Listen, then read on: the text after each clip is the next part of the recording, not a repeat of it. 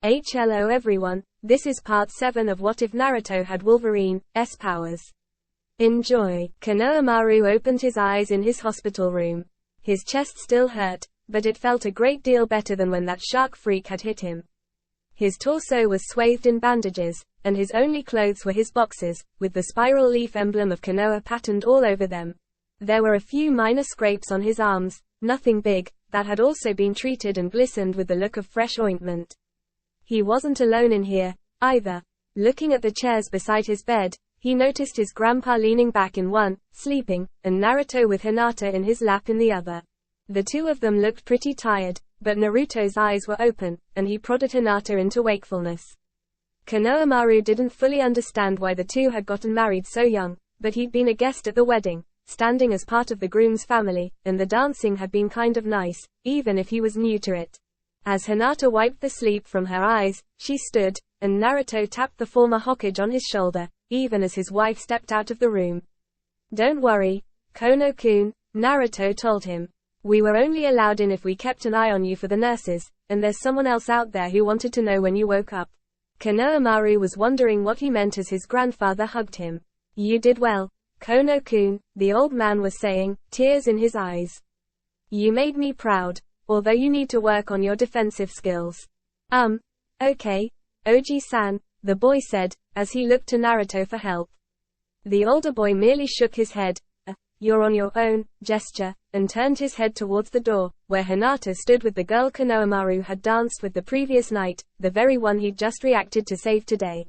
Hyuga Hanabi knew that her two-san was behind her, and that Hinata was here, and so were so many others, but still she walked carefully up to the bed, stopping right next to the boy who'd saved her life as she leaned over and put a kiss on his cheek. While he was still stunned by that action, as it seemed everyone in the room was, she whispered to him, "Thank you for saving me, Konohamaru. I enjoyed the dance last night, too. Please call me Hana-chan." What courage she had gathered for this deserted her, and she fled, a bemused father behind her. Konohamaru still sat shocked on the bed, slowly raising his hand to the cheek she'd brushed against. "Naruto-ni-san, why'd she do that?" he asked, turning to his surrogate big brother. "And why'd she run off?" Naruto glanced around at the suddenly attentive faces, eager to see him explain the minefield of relationships to the younger boy. "Well, I'm not the best person to ask," he temporized, gathering his scattered thoughts. "I mean, she's Hinata's sister, she's known her longer, and Gigi-sama here has been around for years." Konohamaru shrugged aside Naruto's excuses. "Yeah, but you're the one I can understand when you tell me stuff." Naruto sighed as Hiruzen chuckled, and Hinata stifled a giggle. "All right, then," he replied. "I'll give it a shot. Hanabi is basically a princess, right?" At Konohamaru's nod he expanded on the metaphor. "Well, when the princess was attacked by a monster, the gutsy little ninja came out of nowhere to save her, so she wanted to thank you. You got hurt because you were saving her, so she wanted to give you something important, so you'd know she was grateful, and that she would always remember what you did. So she gave you a kiss. But then she got scared that you wouldn't like it, and she didn't want to find out if you didn't, so she ran away." Konohamaru thought hard, unconsciously mimicking Naruto's thinking pose, his chin gripped in his fingers. "Okay, I can see that," he said, even as he recalled some of the girls in the academy yard trying to do the same.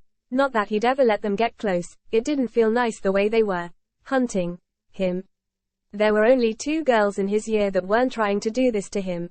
Moegi, who he saw as a sister substitute, a good friend who just happened to be a girl, even if she looked to dude on a lot, and Hanabi.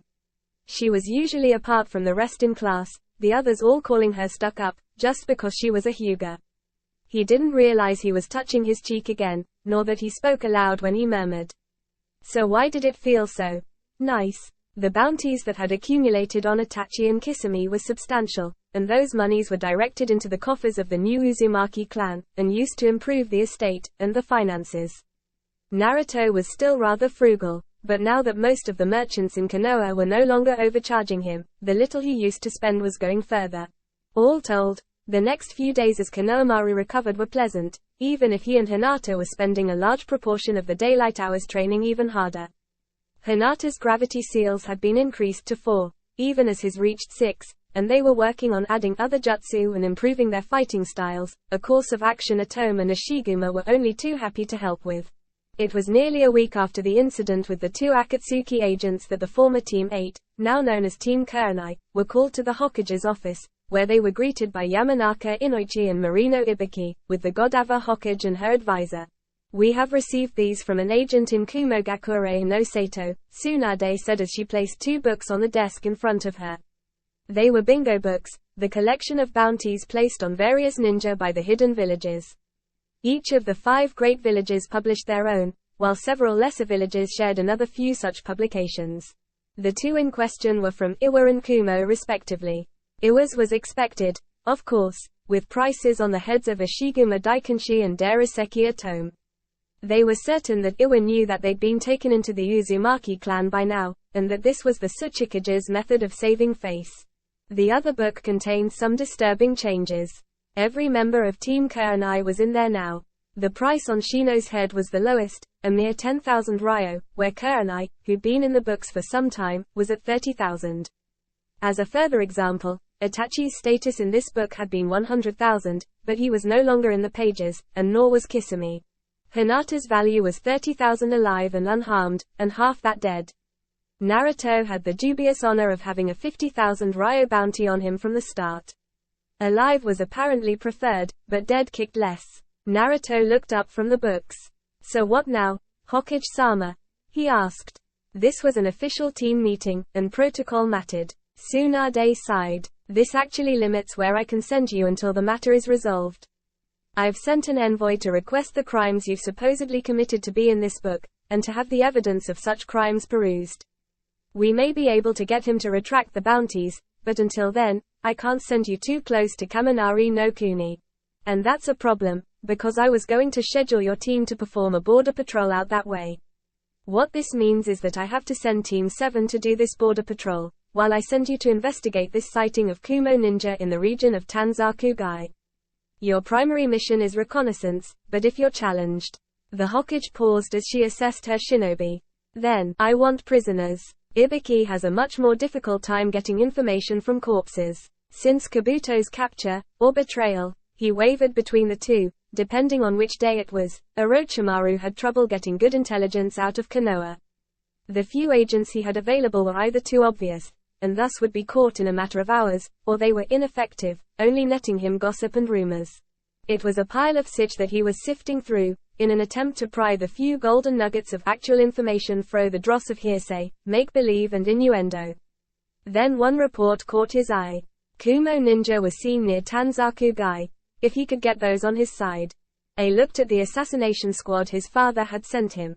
Their gear was bloody, and looked seldom cleaned as it was covered in grime that must have been weeks old. Each and every one of this lot was indeed a killer, he was certain, but the question arose in his mind exactly what they had been killing. Unarmed civilians, most likely. They seemed to have been chosen as throwaway assets, never intended to survive the mission. He looked up at Bee and Yugito as they watched from the trees behind the would-be assassins, which the fools hadn't even looked at twice. Both shook their heads, not recognizing any of the 6 people now before a. The tall, dark-skinned man stood, flexing his arms as he did, drawing attention to the massive braces he wore there. A glance at the Hitai 8 each, killer, wore told him they were cheap knockoffs of real Kumo emblems, and bad ones at that. A quick glance at the once arrogant, now decidedly nervous Ichiro.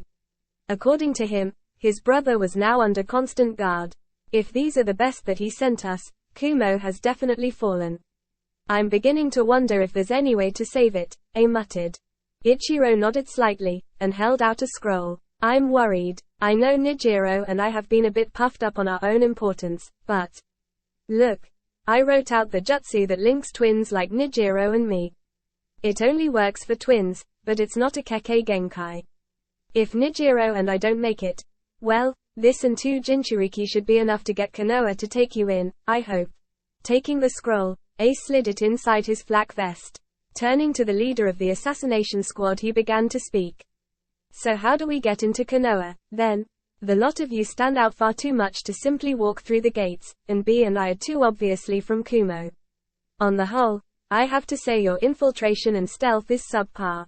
The lead assassin threw the latest Kumo bingo book to the larger man. With those bounties, the bleeding hearts won't send them to our border. We've spread around that we're in the area. Now we just kill any Konoha ninja they send until we get their team. Simple. I looked up at him, shocked. He waved the bingo book. They've done nothing to be put in here. What possible crimes could justify this? Well, you see, we have some orders for you. Team Kurenai had been making good time through the thick forests of Hai no Kuni. With Naruto on point, and Shino as rearguard, the team were moving fast, but not so fast they couldn't discuss the mission. Kumo Shinobi are supposed to be better than this, Kurenai said. Their training is about as good as Konoha's. Well, probably better since the civilian council was interfering. That's being fixed now, thank the kami. Hinata, Byakugan active as she scanned for threats, agreed. It's almost as if they wanted us to know where they were. Naruto had stopped dead in his tracks as he caught the sense ahead on the wind. Raising his fist brought the rest of the team to a halt. 2 fingers signaled Hinata's attention. Tapping his temple told her to use her Byakugan, and the sharp pointing of those fingers told her where to focus. Sure enough, she saw them. A total of 10 Kumo ninja. Although 6 of those were wearing cheap and obviously fake Hitai 8. Relaying the information took a few seconds, but Kurenai knew the orders to give in this situation. Moving in stealthily, the Konoha team listened in. Yugito and B joined their teammates as they looked at the orders on the scroll in disbelief. So we've been ordered, as a diplomatic mission, to help Konoha smooth out the problems in the bingo book. Good. He put the scroll in his vest, next to the twin-linked jutsu scroll. Maybe his dad wasn't as crazy as this whole mess was telling him. The unprovoked murder of peaceful envoys is a big enough crime for those rewards, wouldn't you say? The lead assassin said as he drew his sword. A suspiciously well-maintained blade for such a grubby little man. Ichiro's eyes widened as he gasped, and collapsed. Nijiro. He managed to croak out. Poisoned. He shuddered and breathed out. He did not breathe in, and then again, maybe not. From what Naruto could tell, the second lot of Kumo nin were going to kill the first lot. They'll try, his passenger said. 2 of them are Jinchuriki, although I doubt they've shared their names with them yet. He looked to his team captain for orders, and as Kurenai had all their attention, she sketched out the orders with the Konoha hand signals. Simply translated, they would protect the diplomats from their assassins. When the first Kumo nin dropped for no reason Naruto could see, and with that one drawing his sword at the same time. Team 8 leapt from the trees. B saw Ichiro drop, heard his last words and frowned. They'd been set up, for sure. This kind of crime would secure places in that bingo book, but the odd thing would be the timing. Pop was always better about the small details than that. It was almost like he wasn't himself. And killing his own sons just for the ruse. Okay. That was pure Pop. He led from the front and didn't ask others to sacrifice what he wouldn't, but he would sacrifice anything. And, it seemed, anyone. His swords began to dance their arcs as he took his stance, all 7 blades at once in the strangest combat art anyone had ever encountered anywhere, equal parts swordsmanship and juggling. But the handful of senbon that hit, and the burning paralysis that was overtaking him, were not good signs. Yugito had managed to avoid the first batch of needles, but as she started to remove her gloves, a poisoned kunai grazed her thigh, leaving behind a deep, bloody scratch, and the same paralytic poison as B had been struck with. Azin Azuma no Yorwa deflected the senbon and kunai that were hurled in his direction, but apparently the assassins were ready for that, too. They were exceedingly well prepared, and the smoke bomb they lobbed at him was filled with some kind of paralytic incense. By the time it had dispersed, A was already down, and the sword-bearing lead assassin was stepping closer and thrusting with his blade, when a black and orange shape interposed itself, one arm swiping out wide as the assassin jumped back, his sword and his cheap Hitai 8 being cut into 4 parts. Straining his eyes, A saw the rest of his team being protected by a girl in an orange jacket and a boy in a long greatcoat, and a beautiful woman in Konoha Jonin uniform. All those extra pouches on the vest must be so handy. The Jonin was apparently administering an anti-paralytic, as within a minute, he could see them moving, and when the boy, young man, guarding him dragged him towards his team, the Kumo Jonin managed to growl out an admonishment to watch his own back first, which had the Konoha Chunin laughing. That back? He asked as he pointed and turned A so he could see the very same ninja who was carrying him. I'm just the Cage Bunshin, Kumo-san, that's the boss. Naruto's clone having gotten the Jonin to safety, Naruto's full attention was available for the assassins in front of him. They may not have looked like much, but they were far better than they seemed at first glance, and he sliced at an incoming smoke bomb, as its contents poured over him. The cry of triumph as one of the assassins charged in sword drawn was cut short by a spray of blood, and the man stumbled back less his sword arm, and a second ninja turned to apply a medical jutsu. In the short time this took, Hinata had received the go-ahead from Kurenai, and dashed forward to help her husband.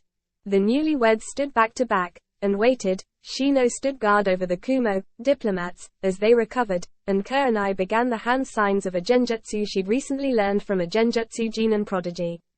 As she finished the last seal, Hinata nudged Naruto and both closed their eyes as the genjutsu washed over the area.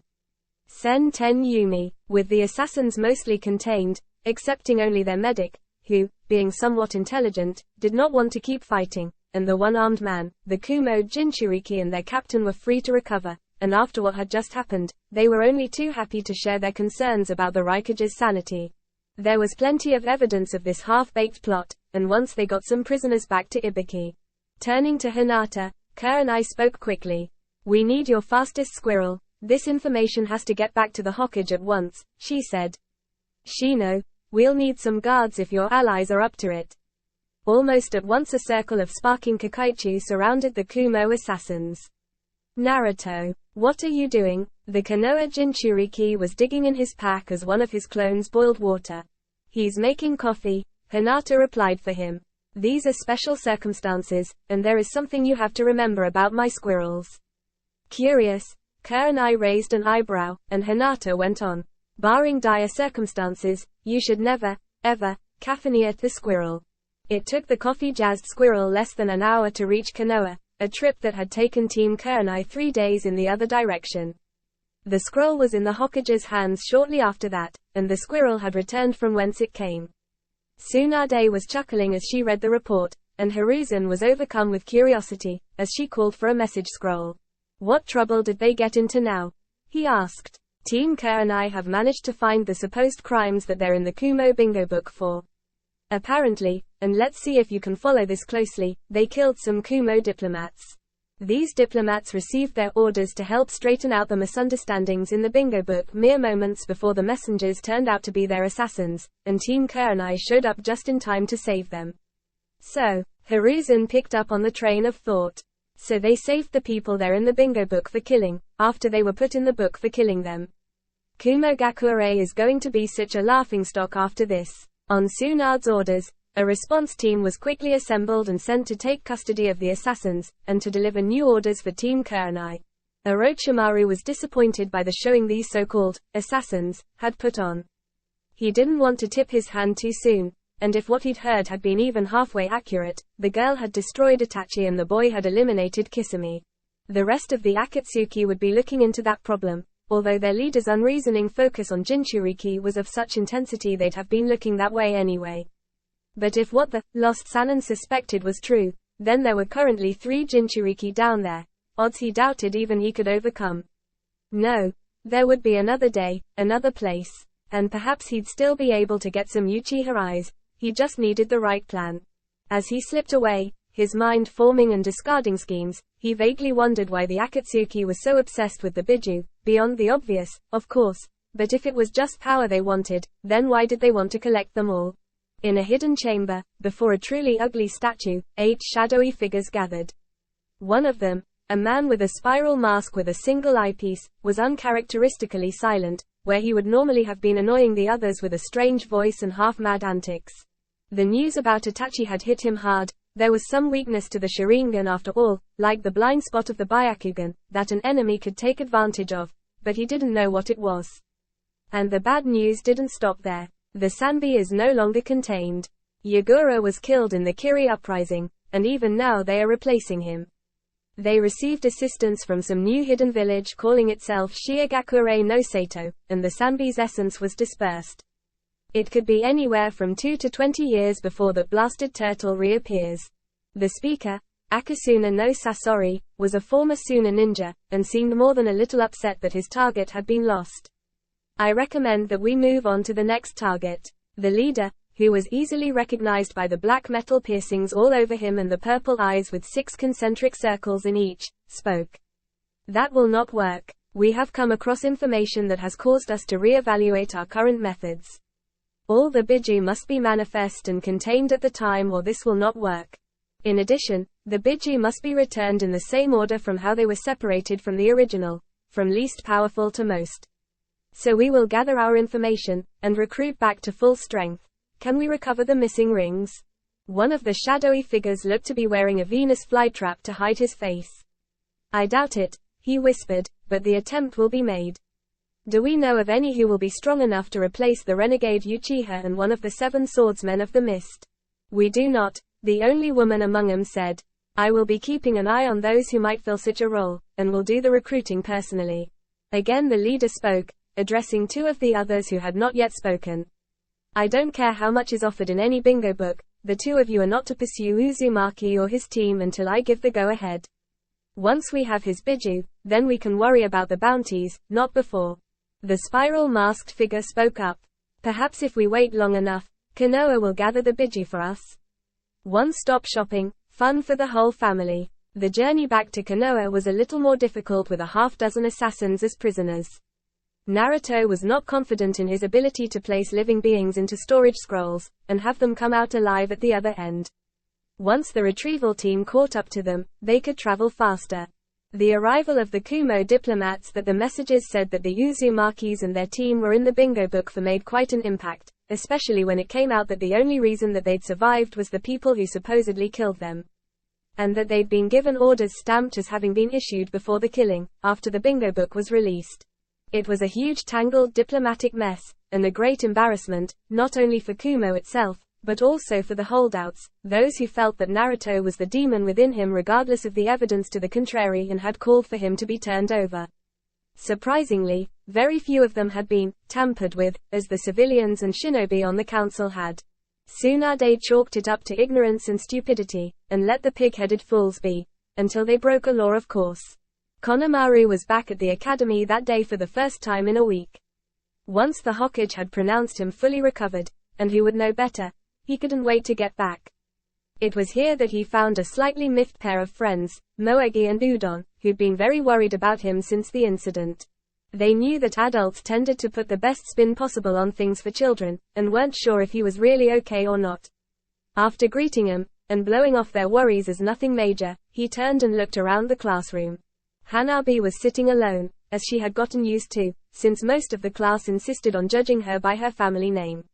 She'd visited the hospital several times to see Konohamaru, but only when she could see he was about to go to sleep. She wasn't sure why he had this odd effect on her, but she always felt like hiding when he was near now. She put her forehead against the cool wood of her desk. Now I'm acting like Wani-chan used to around Naruto ni, she thought. But I don't want to take that long to figure things out. What do I do? Hey, Hana-chan, she heard, and she froze. There were exactly 2 people who could call her that. She raised her head a little, and saw Konohamaru and his 2 friends. This is Moegi, and Udon. You ran off before I could say you're welcome, you know. By the way, call me Kono-kun, like my grandpa and Naruto ni-san do. We have to do what? Naruto almost couldn't believe what he'd been told. Hinata and Shino were also surprised by their next mission, but were a bit quieter. Tsunade sighed as she prepared to repeat herself. Since I've had to send a Jonin team on this mission, and it seemed tailor-made for them, I sent Yuhi Kurenai and Matarashi Anko with Sarutobi Hiruzen to deliver our discoveries to Tetsu no Kuni for impartial evaluation. As a result, I have your team sitting around with nothing to do but train, and since the Academy's standards for our ninja seem to be so lax, I felt that having a team of Chunin teaching for the next few weeks would be a good thing. You just happen to be the first on the roster. Why is this so important to you, Hokage-sama? Shino asked. Usually a Chunin who is assigned to teaching duties has some injury or other complication to prevent them from assuming regular duties, or they have chosen that path. While I do not deny that teaching is important, it is difficult to see the cadets as willing to learn from those barely older than themselves. Tsunade shook her head. You've caught me there, she admitted. This mission was also requested by the teacher assigned to a particular class, the entering class this year, who believes that his students would benefit from meeting the heroes of the invasion up close. Naruto nodded. It certainly sounded like Iruka-sensei's line of thinking. Tsunade, however, hadn't finished. I don't know if you're aware of it, but one of the requirements before a chunin can be promoted is a period of duty at the academy. Since Jonin sensei must be able to teach effectively, they must learn how, so some time at the academy is needed to assess that.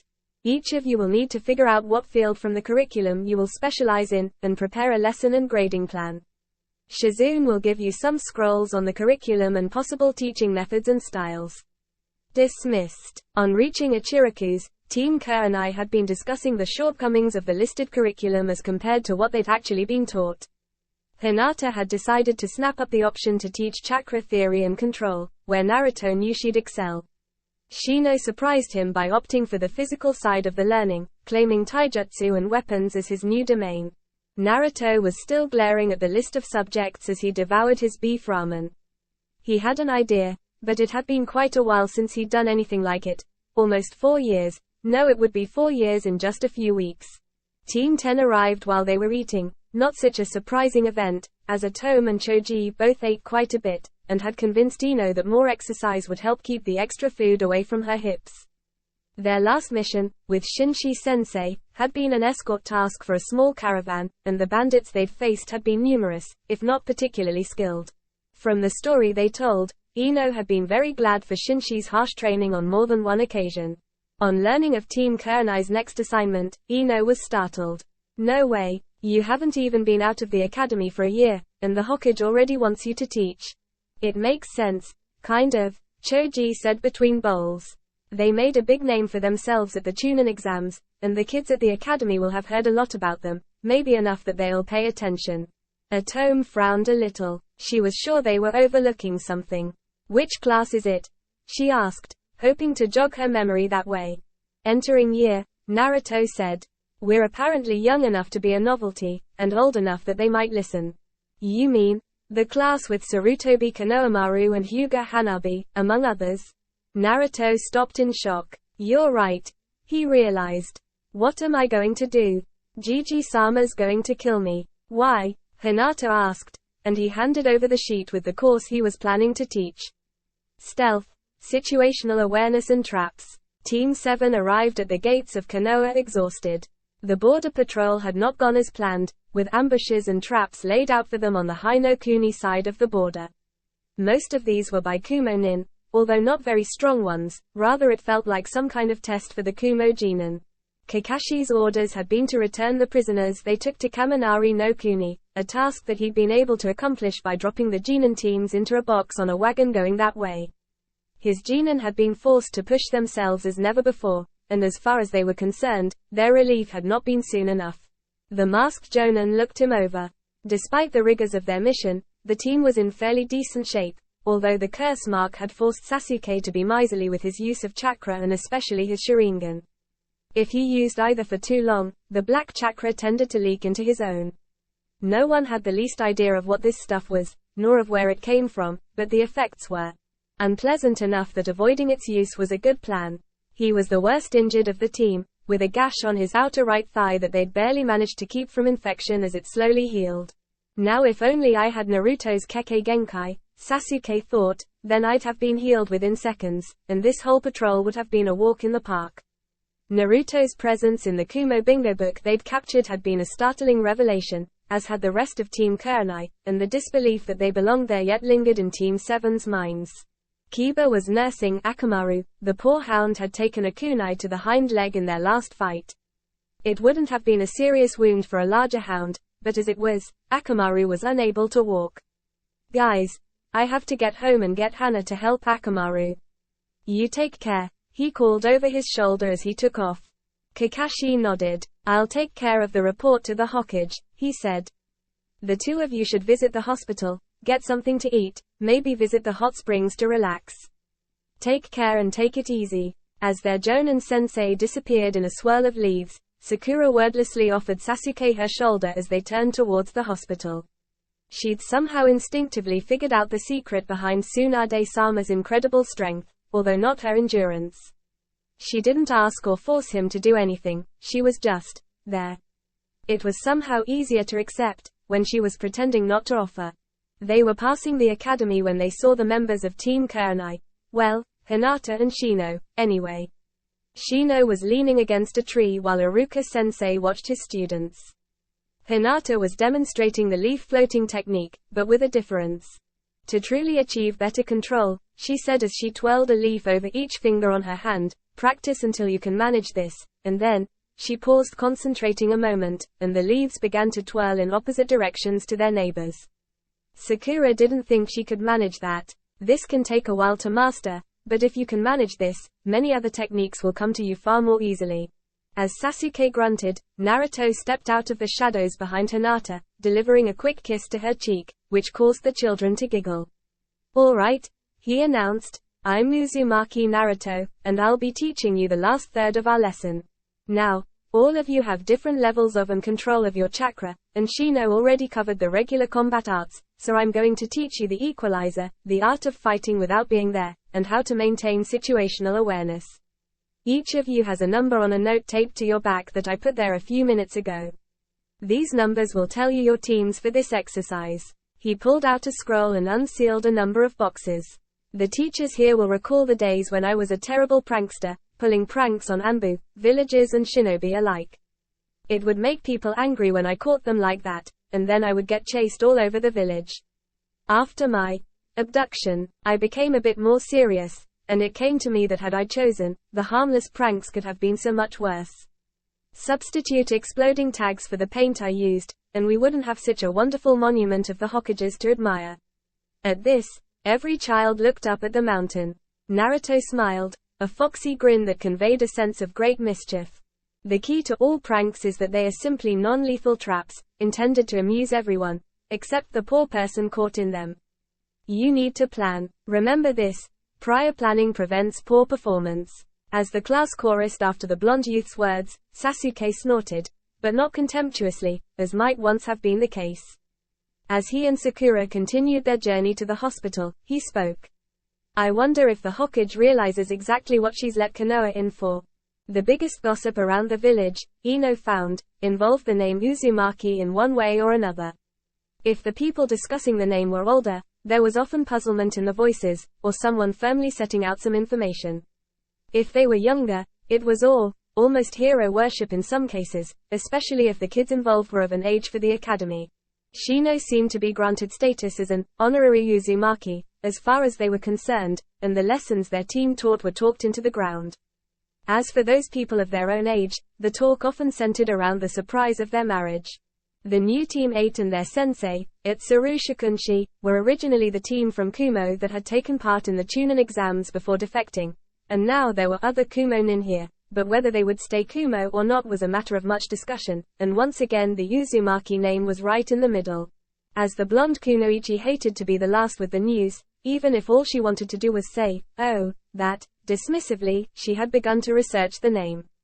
There were only 2 entries in the records before Naruto, although now there were 3 others, a total of 6, but Ino felt she could safely disregard them at this point. Uzumaki Mito had been the Shodime's wife, taking up the Senju name, and she had died something over 30 years ago, at over 100 years of age. The exact age was not recorded, but she'd been part of Konoha for at least that long. Still, she was unlikely to have any direct connection to Naruto. The other Uzumaki was named Kushina, and originally came from Uzushiogakure no Sato, like Mito, for an unspecified reason, and remained here until her death on October 10, almost 14 years ago now. Just 2 weeks shy of it, in fact. She paused, and flicked the pages of the registry to Naruto's name. Born, October 10, almost 14 years ago. Flipping the pages back to the entry for Kushina, she checked the cause of death. Childbirth complications. But wasn't October 10 that year the day the Kyuubi attacked? What did that have to do with these two? Setting these questions aside, she began reading and taking notes, locating all the information she could on the woman who was most likely Naruto's mother. Tsunade looked at the complaints that had piled up on her desk, and turned to Naruto. Do you see that? She asked, pointing. He nodded. So explain to me why I'm getting all these complaints from citizens of Konoha, please. They all seem to be the sorts of things you used to get up to, and that's why I wanted to speak to you. Naruto smiled. While I did not perform any of the actions that engendered these reports and complaints, I freely admit that I have had a hand in their conception and execution, he said, placing a copy of his lesson plan on the desk. At first glance it seemed to be a list of pranks and mischief, but then he provided a list of substitutions for the components that nearly turned Tsunade white. I'm teaching them stealth, situational awareness and traps, he went on, and any of the pranks that they have performed could easily have been a lethal trap set in its place. Contact poisons in place of itching powder, explosive tags instead of paint, razor wire instead of tripcords, and my students have been tested on harder targets each week, sort of grading assignments. If they do get busted, they have to run, which also helps their fitness and evasion skills. I make sure they're not caught outright, and I grade their work on the Monday. If you have this many complaints, ask how their security was so poor that academy first years could find ways around it. Tsunade turned to face the young man she'd always seen as something of a grandson for the past 5 years or so. When do you test them on the Hokage's residence? Naruto shrugged. Someone has to prank Anko successfully first. Naruto had arranged the class so they worked in 4-member teams, with a randomly chosen leader. In the group that wound up bearing the number 8, this turned out to be Konohamaru. The luck of the draw had his cadet team consisting of his closest friends, Udon, Moegi and finally Hanabi. As a team, they meshed incredibly well. Udon was a good strategist and long-term planner, Hanabi made a superlative scout, Moegi had memorized several variations of each prank that used the materials they brought with them and showed a genius with improvised materials, and Konohamaru had an instinctive grasp on improvised tactics when things went sour. Like now for instance. They'd managed the planning, and snuck into their target's apartment, and Hanabi had kept an eye out while Moegi directed the boys in placing the prank. Hanabi's hissed warning alerted him to the target's return, and Udon and Moegi got away clean, but Hanabi was caught in the open and panicking. Konohamaru had plenty of time to escape, but that tiny part of him that had thrown him between this girl and that missing nin was in charge, apparently, as he quickly moved to her side and planted his lips on hers like he'd seen Naruto Ni-san do to his wife, just as the door opened. Matarashi Anko was astounded to see 2 kids kissing in the middle of her living room, and paused. Sorry, must have the wrong door, she said, closing it behind her as she pulled back. Then she checked the number, and realized it was her apartment, but by the time the door was open, the 2 brats had gone. Muttering, she went to get herself some dango from her fridge. Dango that had been treated with a serve of wasabi. At the scream that echoed across the village, Naruto turned to Tsunade. That'll be next weekend, then, Tsunade-sama, he said, as the Hokage pushed back her hat and dropped her face into her palm. Kono-kun, Hanabi said quietly. Why do you kiss me? I'm sorry I had to kiss you there, Hana-chan, the boy said. It should have been someplace special, and I should have asked, but it was an emergency and you froze up and I had to do something.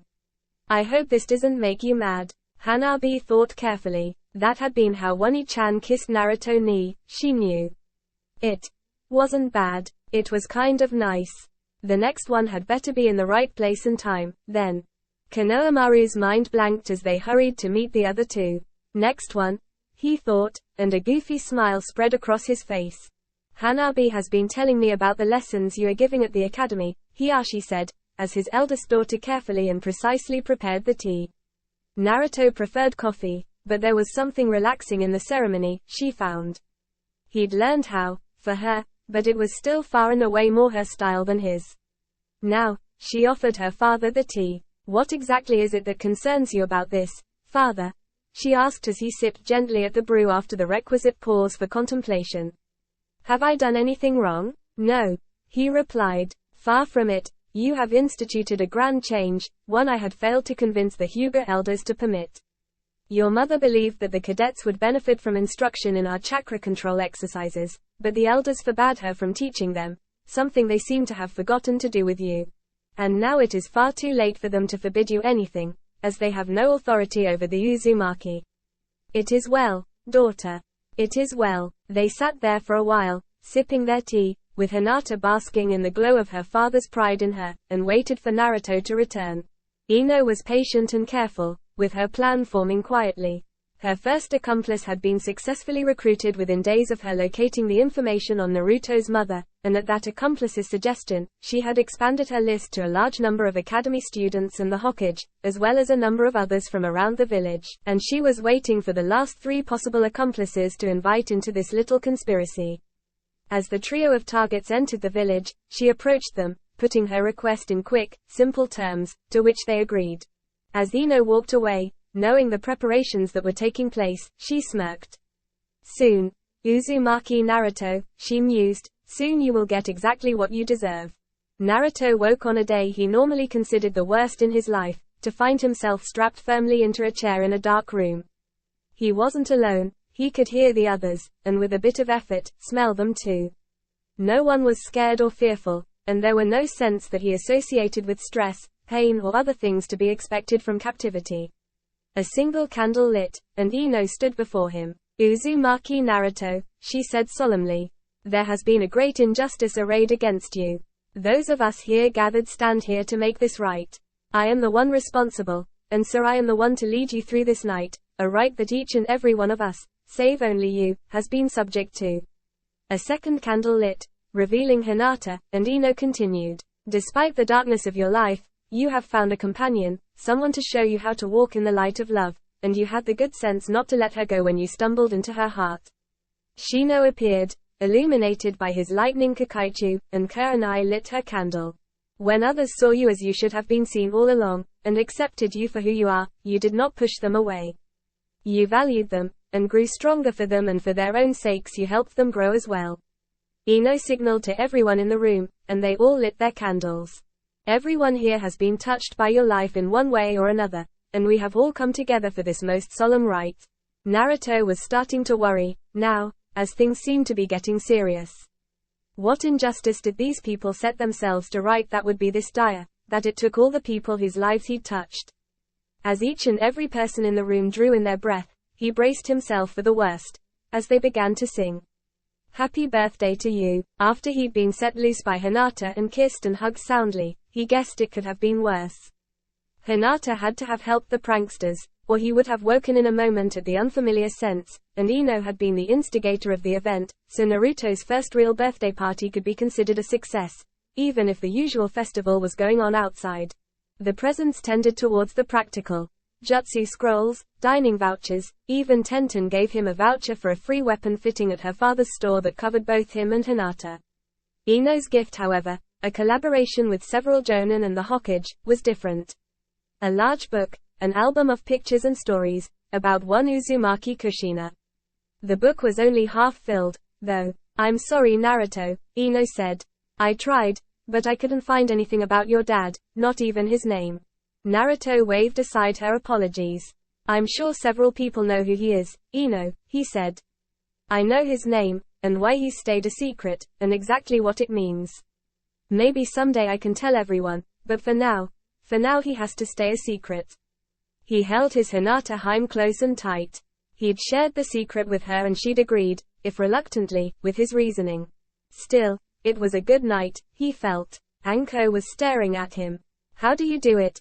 She asked, and he quirked an eyebrow up to invite her to clarify. I bribed your star pupils, the ones who pranked me, to put laxatives in your drink, and they should be kicking in now. So how? She took a swig from her cup. Oh, that, he said offhandedly. I switched cups with you. Naruto looked at the grades he'd assigned for everyone in his class. Shino had found the various students one of the several styles in Konoha that suited them, and although for most that was the standard academy style, there were others for whom this didn't fit. Udon, as an example, was better suited to an improvised weapon art, whereby anything from paperclips to chairs, garden tools to ladders, could become a deadly weapon. He set him some exercises of an interesting nature. Any room he walked into, Udon had to find 10 things he could use to attack an enemy. The boy was managing a solid 8 out of 10, and blending it with academy-style taijutsu. He pointed Hanabi towards her sister, as well, for the Hyuga girl was better suited to the gentle storm that Hinata was developing than the main gentle fist style. Hinata's classes had obvious results, as her students were well on their way to mastering the leaf floating exercise. Even Konohamaru had managed it with 1 leaf, and several had progressed to 2, while Hanabi had 4, and was now working on the direction. Perhaps it wasn't surprising that Naruto's class had become the most popular amongst the students. An entire course wherein you not only were taught how to prank people, but got graded on how well you did. What kid wouldn't love it? Add to that a teacher who gave extra credit for pranking him, and it was a recipe for instant success. It was as he was about to leave as his last class finished that Konohamaru interrupted his exit. Naruto-sensei, wait, he called, and the blonde shinobi turned, as the class rose as one. Naruto-sensei, they chorused, as they bowed deeply. Thank you very much. It has been my honor, he replied in a voice that hitched on the last syllable, and as he left the room, only Hinata saw the lone tear of happiness as it made its way down his cheek. Tsunade looked at the mission requests before her as she contemplated the past weeks while Naruto had been teaching at the academy. The children had loved it, of course, but the parents, not so much. Overall, it had been a success, she decided. Now she had to find their next mission assignment. Flicking through the orders from the daimyo and the requests from everyone else was not easy. There were reports from years back mixed in with this, and Hiruzen had shared with her his deduced secret to dealing with paperwork, but she didn't have sufficient reserves, what with her constant henge and the focus point on her forehead, for more than a handful of clones. Opening the next scroll gave her just what she was looking for. Naruto and Hinata were awake almost instantly, and were up by the time the door chimes melody faded away.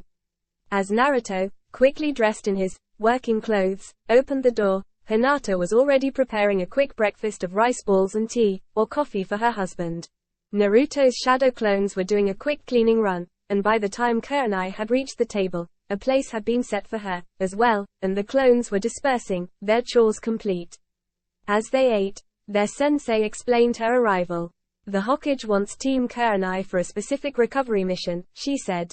She recently received a request from an old friend in Cha no Kuni, and sent Team 7 on the B-rank bodyguard mission.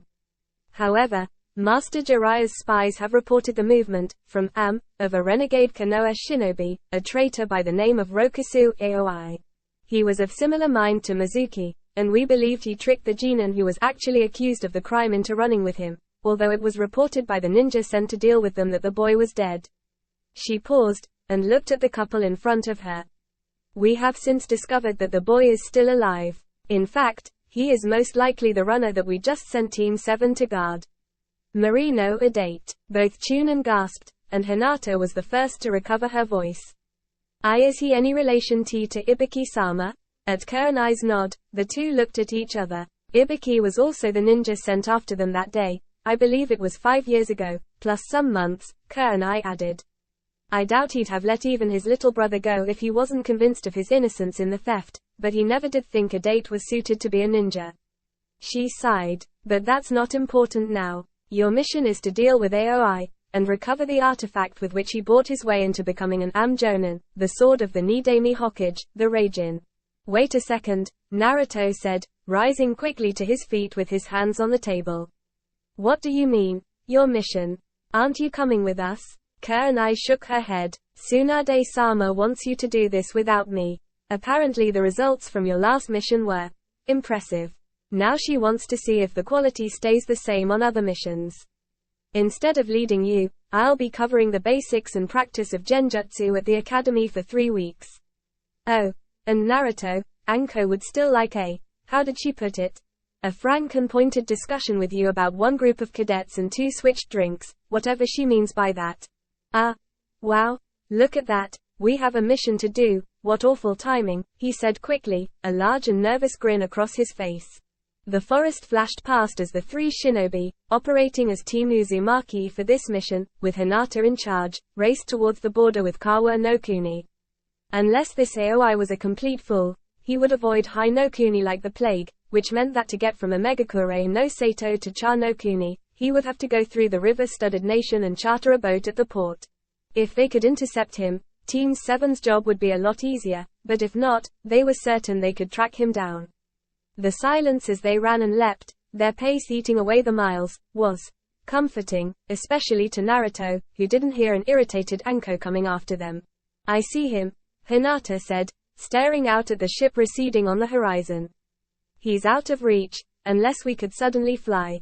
Neither her summons nor Shinos that were capable of flight were able to carry anyone that far. Running on the water would leave them in the open for far too long. Civilian transport was dicey at best, and they had no high no Kuni contacts here. If they stopped here, their target would truly escape, and likely reach Cha no Kuni before Team 7 and their civilian guide. It was frustrating. Hinata, Naruto spoke up suddenly, after looking around the waterfront. As she turned to her husband, he pointed at a ship that had the blue wave emblem of Nami no Kuni. Do you think they might be willing to give us a lift? As it turned out, the captain was very cooperative. Their reputation as some of the people responsible for taking down Gato gave them some credit with the sailors, and shortly thereafter, they were in pursuit of the slower passenger vessel. The Nami ship was able to keep the ferry in sight, but from the start, it was obvious that the other ship would still make port before they caught it. The open sea was too new a challenge for their water-walking abilities, something they all took note to get practice in once they got back, since they could not always be guaranteed a peaceful surface to the water they had to traverse.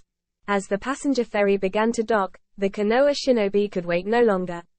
Thanks, Captain, Naruto called back over his shoulder. We'll just have to walk from here. With that, at Hinata's nod, the three ninja jumped over the rail, pushing chakra through their feet to begin their run to shore.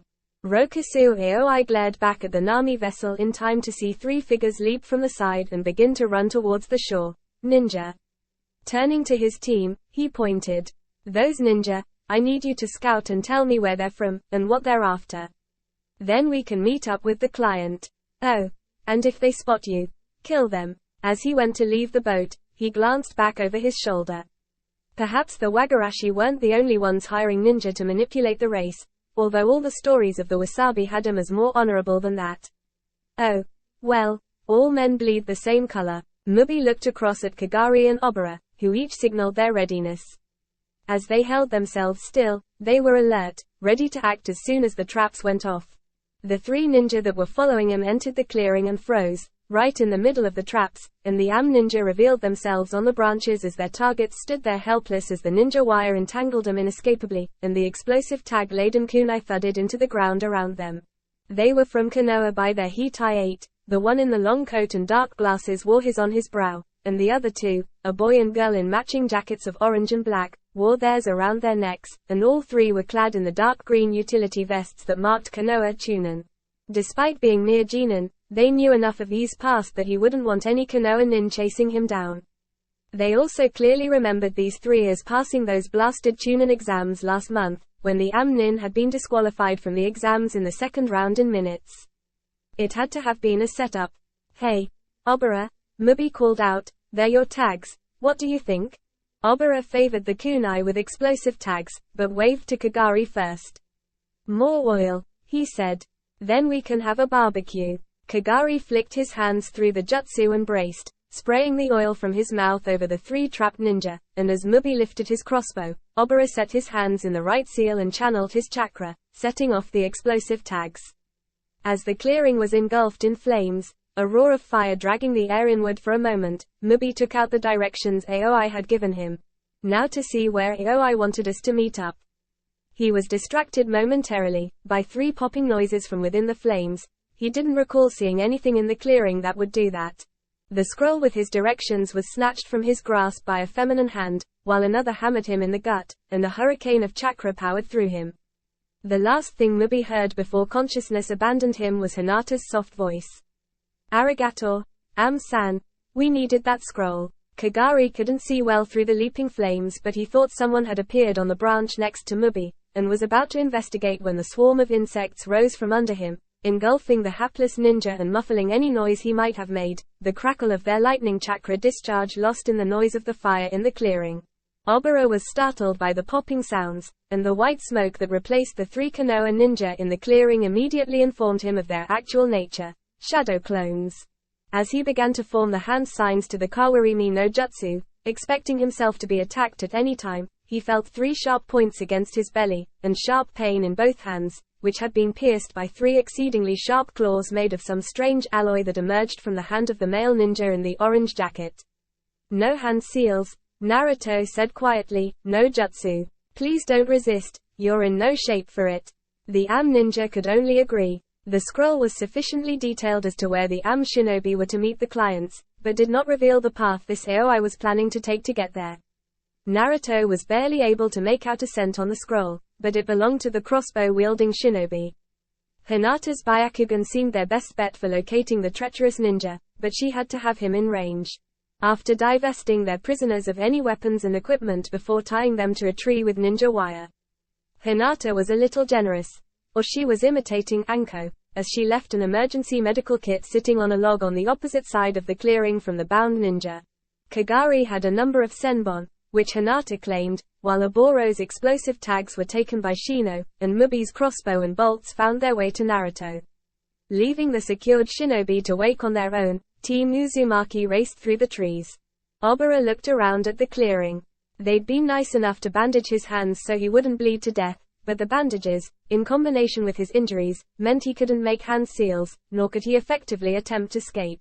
Mubi would likely take quite a while to wake. The girl's eyes screamed Hyuga at him, so it looked like he was just going to have to wait for Kagari to recover.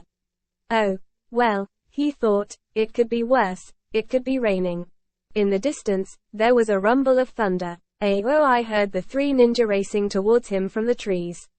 He quickly hid, and observed as his genin landed, but something was off. They didn't move quite right, he thought. He'd been an academy instructor in Konoha for a long time, and as the shinobi below him moved around, taking a break from the attempt to catch up to him, he noticed a few things about them that weren't the same as his team. The one that looked like Mubi was constantly adjusting the fit of his crossbow, the way it sat. Mubi had that down to an art. Kagari's replacement moved differently, like a woman, and Oboro's imposter didn't have that habit of stretching out his neck while resting. If they weren't his genin, that meant they'd lost, and that these three were simply going to have to die. The hail of senbon needles that poured from the trees was not entirely unexpected, and Hinata's cry of poison, as the trio dropped their henge transformations, was all the warning Naruto needed to cover both his wife and his best friend with enough shadow clones to keep them from injury, although doing so left him open to the deadly steel rain. The burning sensation as the senbon struck confirmed it to be a severe poison, probably intended to be lethal in minutes. Dropping to one knee, he began pulling out the slender steel weapons, deliberately trembling his hands a little. His Sakai Katsuyoku bloodline was already neutralizing the toxin.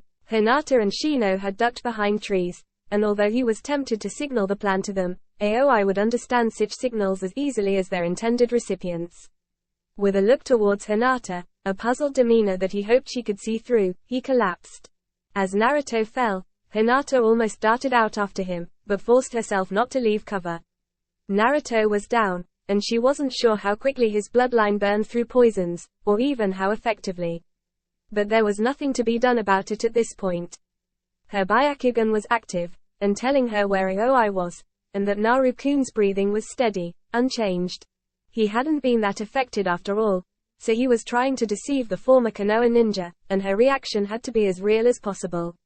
Shino, she called out. Can you tell if Naruto's okay from there? He was hit, but I didn't see how many senbon he took. Shino spotted the fallacy. With her Byakugan, Hinata could have counted all the senbon, and the insect wielder quickly made the connection.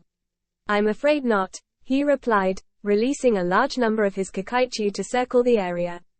This kind of ambush really bugs me. We should have left the mission to those three chunin from the exams. It was an improvised code, and relied on his teammates understanding his references, but with Aoi right there, they didn't have much choice. You're right, Hinata replied, but you know Naruto, always in the middle of things. She'd gotten the message, and hoped that Naruto did too. Aoi jumped down from the tree he'd hidden in. The fool in the open had no chance against the toxin on his senbon, but they didn't know that. Taking the Ragin from his belt, he poured his chakra into it, and the crackling blade of golden lightning appeared. Ah, he said as he poised the blade above the blonde. You two had better step out where I can see you. The poison on the senbon is relatively painless, but the blade of the Ragin is nowhere near as pleasant, and I can take my time if you don't step out where I can see you. As an example, he touched the sword lightly to Naruto's back, and the boy convulsed as the lightning of the sword poured into him, and Hinata spotted something Aoi hadn't, not knowing what he was looking for. Naruto had pushed out the bone metal spikes on his back, and his ribs had grown small spikes at the front that kept contact with the ground. Naruto wasn't getting hurt anywhere near as much as AOI thought, and she knew Shino wouldn't be able to see any clues, so it was her turn.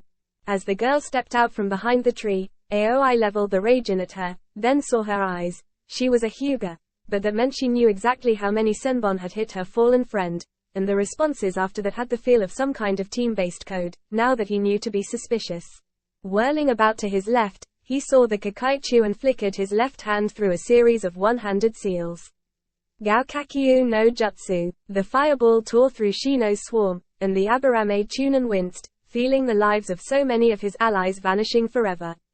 Then AOI spun and lunged with the Ragin, thrusting directly at the Hyuga girl's heart.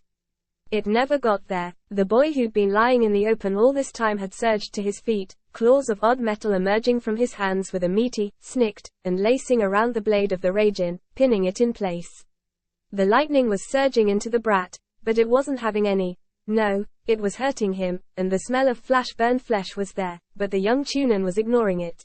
Hinata saw the spikes that came from her husband's heels, and saw the lightning energy crackling through the bone metal, grounding out in the earth beneath him, as he yelled out. Now, Hinata slipped to the side of AOI, her eyes wide, as the traitor to her village reluctantly released his prize, and with the cessation of his chakra, the Ragin, bladeless, fell to the ground, as did Naruto, groaning as the spikes on his heels pulled loose from the dirt. Hinata's focus narrowed to AOI and every move he made.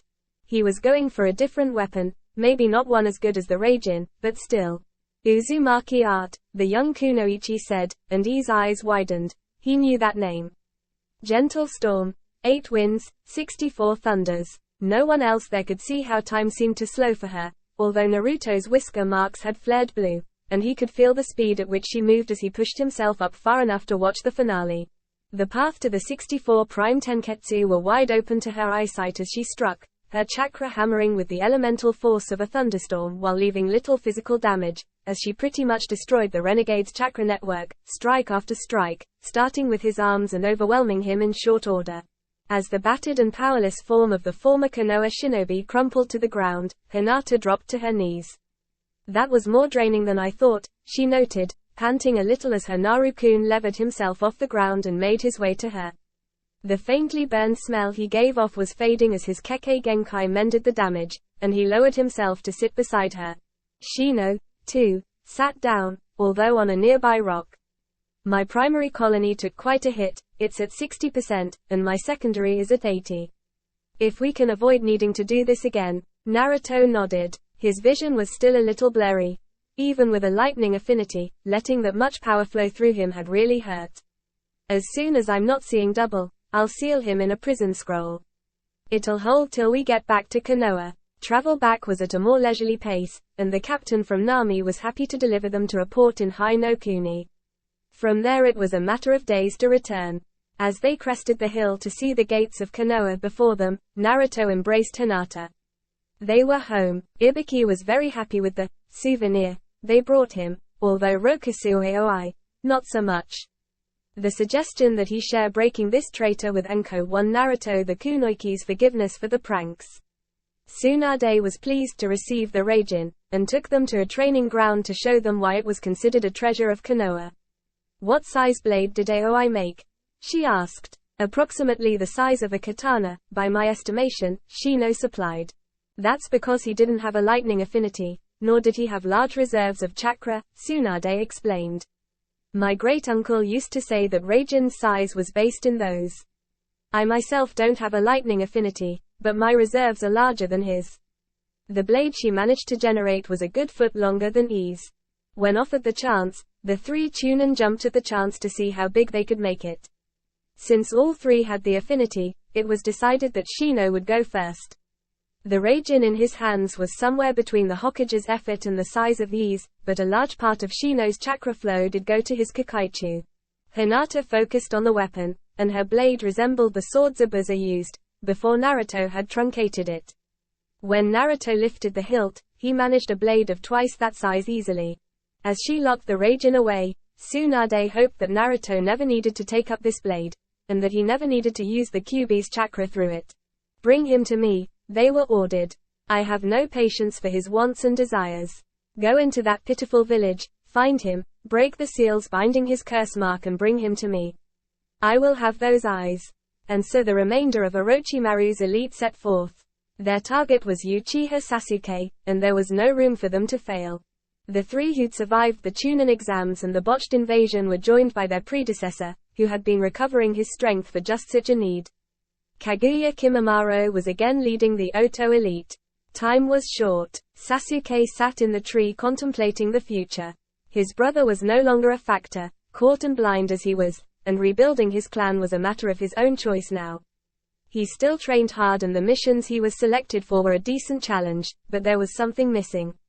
He had no one to measure himself against, not really. Kiba was a good friend, a decent second in command, but his progress was in a direction that Sasuke couldn't duplicate, lacking a partner like Akamaru. The last mission had been fairly easy, and the three Amnin who had shown up were woefully unprepared. Sakura had dealt with one of them herself. It actually surprised the young Uchiha how much he noticed her, once she finally stopped chasing him. She'd begun to knuckle down and study medical jutsu and genjutsu, and was performing exercises intended to expand her chakra reserves, and her growth since the Chunin exams was already surprising. He lay back against the trunk as he watched the academy students emerge from their classes for the day. There was a familiar pattern down there every now and then, but a small group of 4 cadets seemed to have pretty much become the self-appointed protectors of the playground. As they paused for a moment at the lighter earth near where that SHRK freak had been taken down, Sasuke realized who he was trying to measure himself against, and the shock nearly had him plummet from the branch.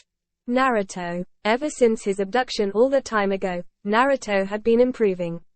He was getting stronger so fast, that no one realized exactly how strong he really was. Sasuke recalled the way Naruto had been treated in the basic schools, and how a lot of the village had kept treating him, right up until the Chunin exams, and Orochimaru's attempted invasion. After that it was like a lot of adults were waking up from a bad dream, and seeing what was actually in front of them. He jumped down from the tree, and started to walk in the direction of the Uzumaki district, as people had started to call the neighborhood next to the Hyuga estate. Naruto had flatly forbidden any kind of massive walls like around the old Uchiha compound, saying it promoted pig-headedness and arrogance. Individual yards were better. As he passed an alley, no different from any other, he felt a dart strike his neck, and knew no more.